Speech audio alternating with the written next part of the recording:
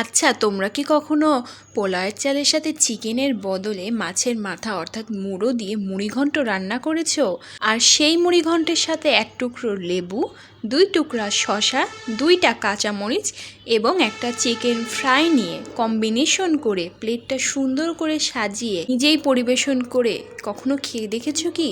তো আজকে ছিল এই প্রথম ট্রায়াল, যে মুড়িঘণ্ট আমি আগেও খেয়েছি কিন্তু চিকেন ফ্রাইয়ের সাথে এবার প্রথম খাচ্ছি। এবং একটু লেবু চিপে নিয়ে, চিকেন ফ্রাইটা অনেক গরম ছিল তো খুলতেই পারতেছিলাম না, তো যেভাবেই হোক একটু ছিঁড়ে নিলাম মাংসটা অনেক জুসি জুসি হয়েছিল। তার মধ্যে একটু শসা নিয়ে জাস্ট একটা বাইট দিবা, পুরাই অমৃত অমৃত, এই অমৃত ভোলার মতো না। আর তার সাথে অবশ্যই কাঁচামরিচ, যারা ঝালরা ভাল আমার মতো। মাঝে মাঝে কিন্তু এরকম অদ্ভুত কম্বিনেশন ট্রায়াল করতে মন্দ লাগে না, ভালোই লাগে এবং টেস্টটাও ভালো ছিল। তো এবার একটু মাছ নেওয়ার পালা। ওই যে মুড়োর কাছে যে নিচে মাছ থাকে মাথার কাছে, ওই মাছ, তার সাথে একটু চিকেন ফ্রাই, আবার একটু শসা নিয়ে মুখে পুরে দাও। অসাম, জাস্ট অসাম লাগে। তার সাথে অবশ্যই কাঁচামরিচ।